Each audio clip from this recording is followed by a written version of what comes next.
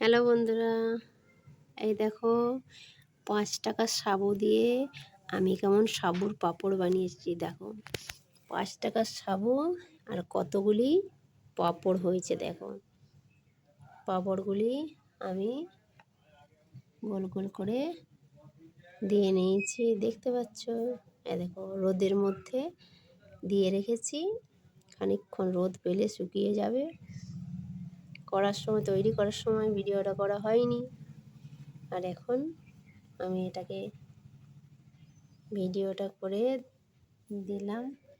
খেতে দারুণ টেস্টি হয়। এটাতে সামান্য নুন, একটু লঙ্কার গুঁড়ি দিয়ে গরম জল করে ফুটিয়ে এটা আমি তৈরি করে নিয়েছি। তারপর এটা আমি এই যে রোদের মধ্যে দিয়ে দিয়েছি একটি প্লাস্টিকের মধ্যে। আর কতগুলি পাঁপড় হয়েছে দেখো না, অনেকগুলি পাঁপড় হয়ে গেছে।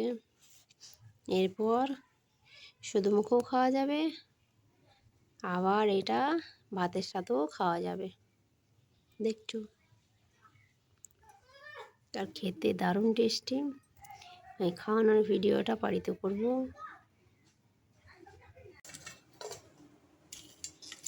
এই দেখো বন্ধুরা, পাঁপড়গুলি ভাজা হয়ে গেছে আর পুরো মুচমুচে হয়ে গেছে একদম। খেতে দারুণ সুস্বাদু হয়ে গেছে। সেই খাওয়ার ছবিও আমি দেখাই, দেখতে থাকুন।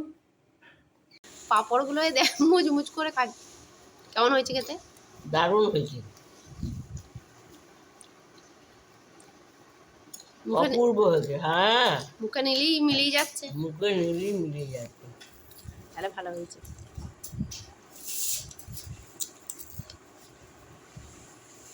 ফুরিয়ে গেল।